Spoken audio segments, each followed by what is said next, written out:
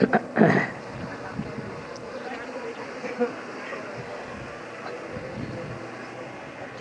ma, be careful with these big fans. अब ठीक है सुना? हाँ ठीक है, अब आवाज़ ठीक।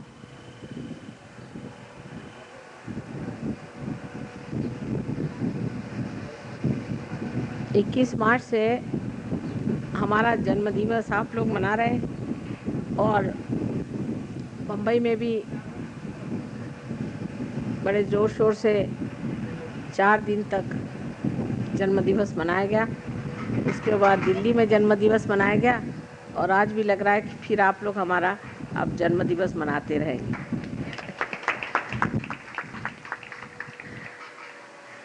इस कदर सुंदर सजाया हुआ है इस मंडप को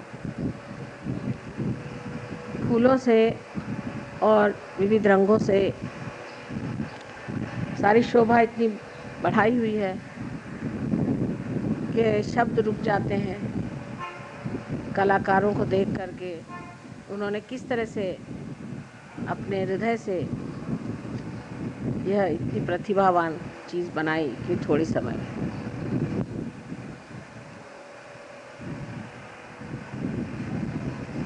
आज विशेष स्वरूप ऐसा है कि अधिकतर इन दिनों में जबकि ईस्टर होता है, मैं लंदन में रहती हूँ और हर ईस्टर की पूजा लंदन में ही होती है। तो उन लोगों ने ये खबर की कि माँ कोई बात नहीं, आप कहीं भी रहें, जहाँ भी आपकी पूजा होगी वहाँ हमको याद कर लीजिएगा और हम लोग यहाँ ईस्टर की पूजा करेंगे उस दिन। इतनी जल्दी में आज पूजा का सारा इंतज़ाम हुआ और इतनी सुंदरता से। ये सब परमात्मा की असीम कृपा है जो उन्होंने ऐसी व्यवस्था करवा दी। लेकिन यहाँ एक बहुत बड़ा कार्य आज से आरंभ हो रहा है। आज तक मैं अगुरुओं के बारे में बहुत कुछ कहा करती थी और बहुत खुले तरीके से मैंने इनके बारे में बताया कि ये कितने दुष्ट हैं, कितने राक्षसी हैं और ये किस तरह से एक सच्चे साधकों का रास्ता रोकते हैं और उनको गलतफहमी में डाल के एकदम उल्टे रास्ते पे डाल देते हैं। और इसके लिए बहुत लोगों ने जताया कि ऐसी बात करना ठीक नहीं, इससे गुरु लोग आप पे आक्रमण करेंगे और आपको सताएंगे। लेकिन हुआ उसके बिल्कुल उल्टे कि किसी ने भी हमें कचहरी नहीं दिखाई, ना ही किसी ने हमारे बारे में कोई बात कही। एक एक करके हर एक दुष्ट सामने आ गया और दुनिया ने जाना कि जो कुछ भी हमने इनके बारे में कहा था वो बिल्कुल सत्य है। आज धीरे धीरे यह गुरु मिट रहे हैं, लेकिन तांत्रिक अब भी काफ़ी अपना जोर बंधाए हुए हैं और आपके कलकत्ते में इसका मेरे ख्याल से मुख्य स्रोत है। यहाँ पे वो पनपते हैं और यहीं से सारे दुनिया में छाते हैं। आज ही जिन साहब से मुलाकात हुई उनसे इतने तांत्रिकों पे बातचीत हुई, उन्होंने बताया कौन कौन उनके आश्रय में आए और कौन कौन महात्मा बन गए। मुझे लगा यह अभियान अब शुरू हो गया कि तांत्रिकों को एक एक करके ठीक करना ज़रूरी नहीं है, सबको एक साथ ही गंगा जी में धो डालना चाहिए, तभी इनकी तबीयत ठीक हो। तो आज से ये जो महिषासुर सब दूर फैल गया है, इसको ख़त्म करने का ही अभियान शुरू होना चाहिए।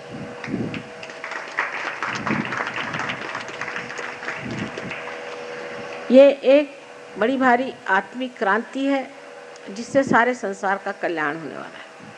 सारा संसार इस क्रांति से पुनीत हो जाएगा और आनंद के सागर में परमात्मा के साम्राज्य में रहेगा। लेकिन उसके लिए सबको धीरज से कुछ न कुछ त्याग करना चाहिए। और उसके लिए सबसे बड़ी चीज़ ये है कि हिम्मत रखनी चाहिए। हिम्मत से अगर काम लिया जाए तो कोई वो दिन दूर नहीं जब हमारा सारा संसार सुख से भरा हो जाए। किंतु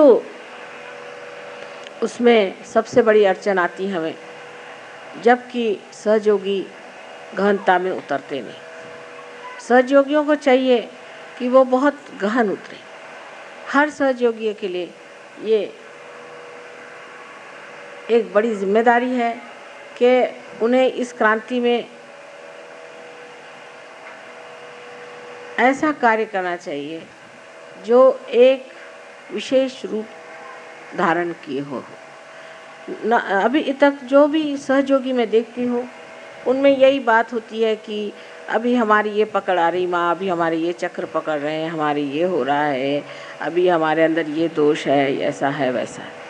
लेकिन जब आप देना शुरू करें, जब आप दूसरों को देना शुरू करेंगे, जब दूसरों का उद्धार करना शुरू करेंगे, तो अपने आप ये सब चीज़ें धीरे धीरे कम होती जाए। चित्त आपका इधर ही रहना चाहिए कि हमने कितनों को दिया, कितनों को हमने पार कराया, कितनों को हमने सहयोग में लाया है। जब तक हम इसको बहुत ज़ोर से नहीं कर सकते तब तक सहयोग का कार्य आगे नहीं बढ़ पाए। और ये बढ़ाना अत्यंत आवश्यक है। उसके लिए और भी बहुत सी बातें करनी चाहिए जो कि हम लोग सोच रहे हैं कि 1 साल के अंदर घटित हो जाएगी। उसमें से एक बात ऐसे सोच रहे हैं कि एक इस तरह का कोई आश्रम बना लेंगे जहाँ पर कि सहयोगी अलग अलग जगह से आके रहेंगे और उनको सहयोग के मार्ग की पूर्णतया उनको परिचित किया जाएगा। इतना ही नहीं, लेकिन उनकी जो कुंडलिनी है उसकी जागृति भी पूर्णतया हो जाएगी और वो एक बड़े भारी महान योगी के रूप में सारे संसार में कार्यान्वित होंगे। इसकी व्यवस्था सोच रहे हैं और मेरे विचार से साल भर के अंदर कोई न कोई भी ऐसी चीज़ बन जाएगी जहाँ पर आप लोग कम से कम 1 महीना आके रह सकते हैं और वहाँ रह कर के आप इस सहयोग में पारंगत हो जाएं और एक निष्णात प्रवीण सहयोगी बन के सारे संसार में आप कार्य कर सकते हैं। पर सबसे बड़ी बात यह है कि जो हमारे अंदर एक तरह का अपने प्रति एक अविश्वास सा है, जो डिफिडेंस है, उससे हमें बाज आना चाहिए। हम आपसे बताते हैं, यहाँ जो डॉक्टर वॉरेन है, ये जब सहयोग में आए थे तो हमारे पास ज़्यादा 8 दिन तक रहे। उसमें भी लड़ते झगड़ते ही रहे पूरी समय। उनके पहले समझ ही नहीं आ रहा था कि किस तरह से अपने को ठीक करें। बहरहाल जो भी हो, उसके बाद जब वो ठीक हो गए तब वो वापस ऑस्ट्रेलिया चले गए और ऑस्ट्रेलिया जाने के बाद उन्होंने इतने लोगों को पार कर दिया, इतने लोगों को ठिकाने लगा दिया कि मुझे बड़ा आश्चर्य हुआ कि जिन्होंने गणपति भी क्या उसे जाना नहीं था, जिन्होंने किसी भी देवता के बारे में जाना नहीं था, जिन्होंने कुंडलिनी के बारे में कुछ जाना नहीं था, वो 8 दिन के अंदर इतने बढ़िया हो करके और सारे ऑस्ट्रेलिया पर छा गए। तो ये सोचना कि हम इसको नहीं कर सकते हैं या कैसे करें, इसमें ये उलझन है, लोग क्या समझेंगे, इस तरह की अगर आपने विचारधारा रखी तो सहयोग बढ़ नहीं सकता। परमात्मा आपके साथ में है, शक्ति आपके साथ में है, आप स्वयं योगी हैं और सब योगियों पे ये जिम्मेदारी है कि इस कार्य को पूरी तरह से करें। जब तक आप संगठित रूप से नहीं रहेंगे तब तक ये कार्य नहीं हो सकता। संगठित होना पड़ेगा और संगठित होने का मतलब यह है कि आप एक शरीर के अंग प्रत्यंग हैं। एक सहयोगी को दूसरे सहयोगी से कभी भी विलग समझना नहीं चाहिए। जैसे कि मैं देखती हूँ कि शुरुआत में सहयोगी, जो इंसान सहयोगी नहीं है उसके और ज़्यादा मुड़ता है बनिस्बत उसकी ओर जो सहयोगी है। तो पहली तो बात ये होनी चाहिए कि जो हमारे दूसरे भाई बहन माने सहयोगी हैं उनके आगे बाकी सब पराए। कोई कुछ भी बात कहे, उनके साथ हमको किसी तरह से भी एक मत नहीं होना, क्योंकि वो चक्कर में आपको डाल देंगे और आपके अंदर फूट पड़ जाएगी। इस आसुरी विद्या से अगर बचना है तो आपको ये समझ लेना चाहिए कि आप योगी जन हैं और आप परमात्मा के साम्राज्य में हैं। हर आसुरी विद्या का एक एक एजेंट है, समझ लीजिए। वो आपको खींचना चाहता है कि आप इस विद्या से हट जाएं और उनकी विद्या में आ जाएं। और उनकी चालाकियाँ इतनी सुंदर हैं कि आपकी समझ में नहीं आएगी। इसलिए पहली चीज़ एक है नियम कि हम सहयोगी सहयोगियों के विरोध बन जाए और कोई ग्रुप हम नहीं बनाए। अगर कहीं ग्रुप जरा सा भी बनने लग जाता है सहयोग का तो उसको मैं तोड़ देती, और ऐसा तोड़ा है। अब जैसे ग्रुप बन गए, दिल्ली वाले हो गए, फिर दिल्ली में कोई हो गए, तो जैसे करोल बाग के हो गए, तो कोई कहीं के हो गए, बम्बई वाले हो गए, तो बम्बई वाले उनमें भी अब ये कोई नागपाड़ा के हो गए, तो कोई दादर के हो गए, तो कोई कहाँ के हो गए। अब करते करते फिर आप ऐसी छोटी जगह में पहुंच जाएंगे जहाँ सिर्फ आप अकेले बैठे रहेंगे और आप कहेंगे कि सहयोगी कहाँ गायब हो।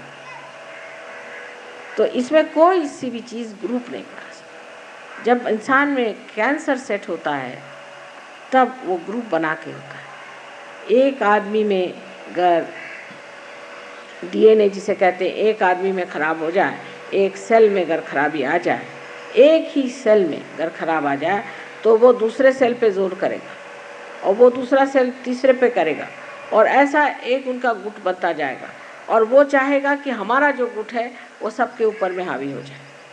जब वो सब पे हावी होने लग जाता है, जैसे कि समझ लीजिए कि आपके नाक के ही सेल्स हैं वो अगर बढ़ने लग गए, तो उन्होंने एक गुट बना लिया और एक बड़ा सा यहाँ पर लंप सा हो गया और उसने जा कर के आक्रमण किया आपके आँख के ऊपर में, आँख को ढक लिया, फिर वहाँ से गए कान को ढक लिया। इस तरह से कैंसर जो होता है वो अपनी अपेक्षा दूसरों को नीचे समझता है और एक ग्रुप बना करके उनको, जो दूसरे लोग हैं जो कि सहयोगी हैं, उनको दबाता है।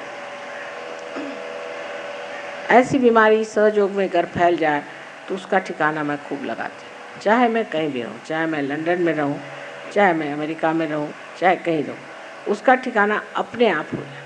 इसलिए किसी को भी कोई ग्रुपबाजी नहीं करनी चाहिए। किसी को भी ये नहीं सोचना चाहिए कि हम एक ग्रुप के हैं। अगर 10 आदमी एक साथ रहते हैं और बार बार एक ही साथ 10 आदमी रहते हैं तो समझ लेना चाहिए कि ग्रुप बन रहा है। सहयोगियों को कभी भी एक साथ 10 आदमी हर समय नहीं रहना चाहिए। जब आज इनके साथ बैठे तो कल उनके साथ, कल उनके साथ तो उनके साथ। जैसे कि हमारे अंदर जो रक्त के छोटे छोटे पेशियाँ हैं जिनको हम सेल्स कहते हैं, वो अगर समझ लीजिए एक जगह बैठ गए और 10 सेल ने सोचा कि हम यहीं बैठ जाएं, तो उस आदमी की मृत्यु हो जाएगी, सहयोग की मृत्यु हो जाएगी।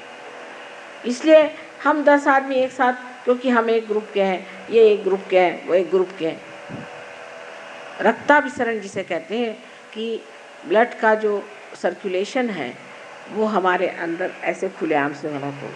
तो कोई सा भी ग्रुप नहीं बनना चाहिए। जहाँ ग्रुप आपने देखा बन रहा है उस ग्रुप को छोड़ के दूसरे ग्रुप पे चले जाए, उस ग्रुप को तोड़िए, उससे कहना चलो इस ग्रुप के साथ आ जाओ, फिर वो उसके साथ आ जाए। इस तरह से जब तक आप नहीं करेंगे तब तक आपकी कलेक्टिविटी में नेगेटिविटी बनती जाएगी। जैसे कि मैं कहती हूँ कि आपने अगर मथन करके और मक्खन निकाला, मक्खन के कण चारों तरफ हैं, उसमें एक बड़ा सा मक्खन का ढेला डालना पड़ता है, फिर उसके आसपास सारे जो हैं कण उसको जुटते जाते हैं। पर 4, 5, 6 कण मिलकर के अलग से अगर बैठ जाए तो जिसने मथा है वो कहता है जाने दीजिए, बेकार, ये तो मक्खन बेकार ही है, छोड़ दीजिए, जो बड़ा है उसको उठा लीजिए।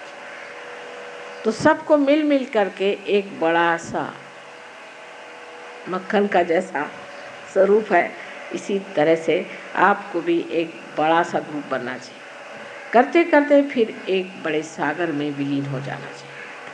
तो एक बूंद को अगर आपको सागर में विलीन करना है तो आप 4-5 बूंद बना के सिर्फ बबूले बनाइएगा। जो भी इस तरह से कार्य करता है बबूला बना लेता है, और वो बबूले आप जानते हैं कि 2 मिनट के लिए आते हैं और नष्ट हो जाते हैं, अपने आप ही प्रकृति से ही होते हैं, उसको कोई करने की ज़रूरत नहीं। इसलिए कोई सा भी ग्रुप आपको बनाना नहीं, सबके साथ एक जैसा मिलना जुलना, सबको एक साथ जाना, सबसे एक साथ प्रेम रखना और सबको एक साथ समझने की कोशिश करना चाहिए। एक दूसरों को किसी भी तरह से आपको क्रिटिसाइज़ कभी नहीं करना चाहिए।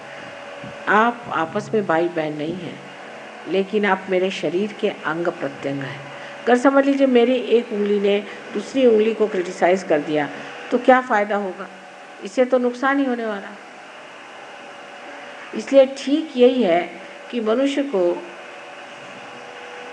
क्या हो गया, बैठ तो जाइए।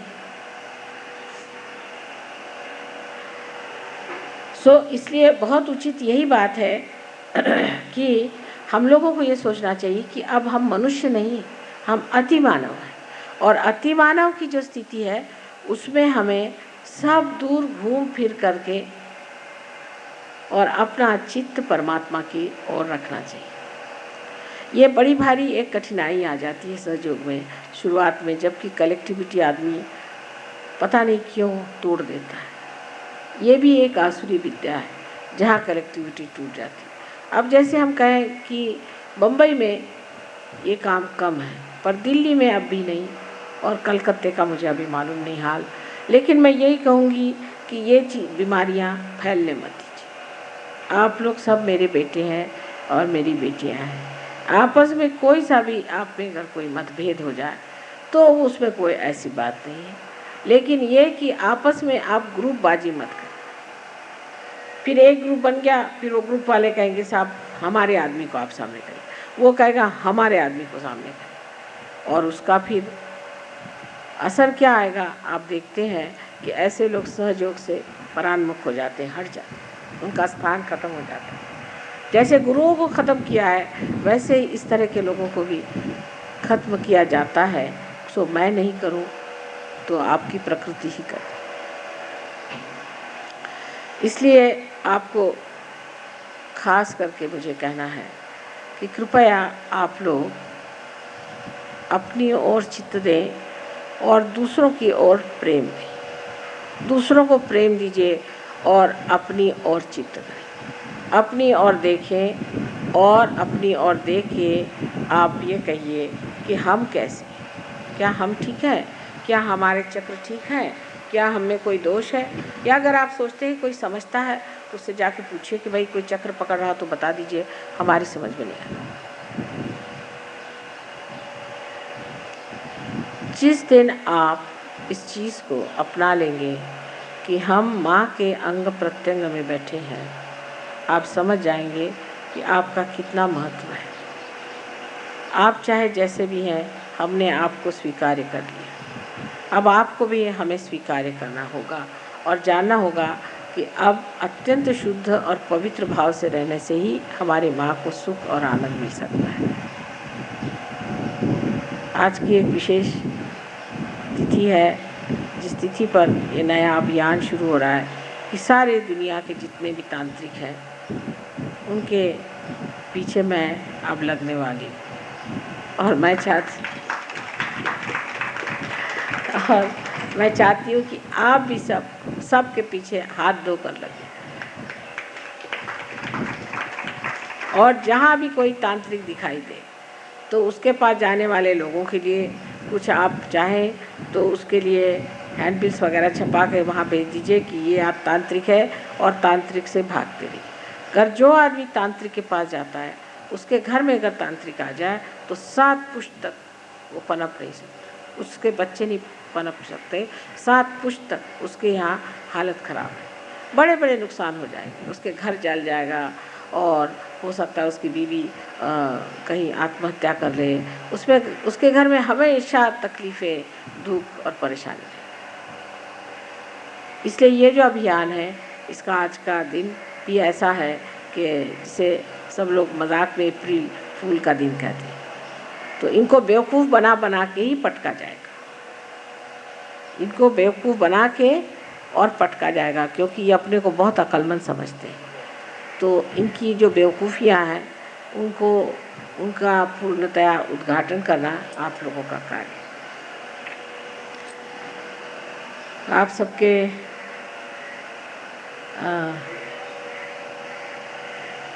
प्यार और दुलार और इस शोभा से वाकई में मैं अभिभूत हूँ।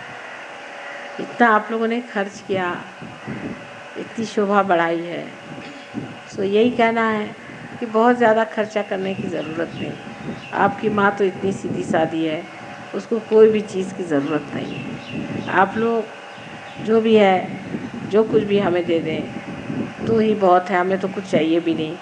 जो कुछ हमसे लेना है वो आप लोग ले लीजिए। लेकिन अब आप लोगों के संतोष के लिए हम कहते हैं अच्छा भाई आपको साड़ी देना है तो दे दो, अब क्या करें। लेकिन वो भी क्या कि आप सोचिए कि 4 साल पहले दी हुई साड़ियाँ अब भी ऐसी ताले में चाबी में बंद है। वो तो हमारे समझ नहीं आता कि बाद में जब कोई म्यूज़ियम बनेगा तो उसमें आप लोग लगाइएगा। तो ये सब चीज़ें आपके शौक़ के लिए जो भी आप कहें, मेरे पास धरोहर रखी हुई हैं और इसकी कोई ज़रूरत नहीं। पर अब आपका प्रेम ऐसा है कि उसके आगे मैं कुछ बोल भी नहीं सकती और कुछ भी कह भी नहीं सकती। जो भी प्रेम से दीजिएगा, चाहे वो शबरी के बेर हो और चाहे आप लोगों की कीमती साड़ियाँ हों, सब मेरे लिए मान्य है। तो अब हम लोगों की पूजा का समय हो गया। आज जैसे मैंने कहा था जन्म दिवस की बात है, बराबर 12 बजे मैंने अपना भाषण शुरू किया और बराबर 12 बजे ही मेरा जन्म हुआ था। इसलिए इतना समय लग गया, फूलों में समय लग गया, इसमें कोई घबराने की बात नहीं, क्योंकि संजोग ऐसा है 12 ही बजे आज का जन्मदिन मनाने का था। तो इसमें सब चीज़ सब अपने समय पर ठीक ठाक बैठती है, तो इसमें किसी को भी कोई दोष नहीं मानना चाहिए।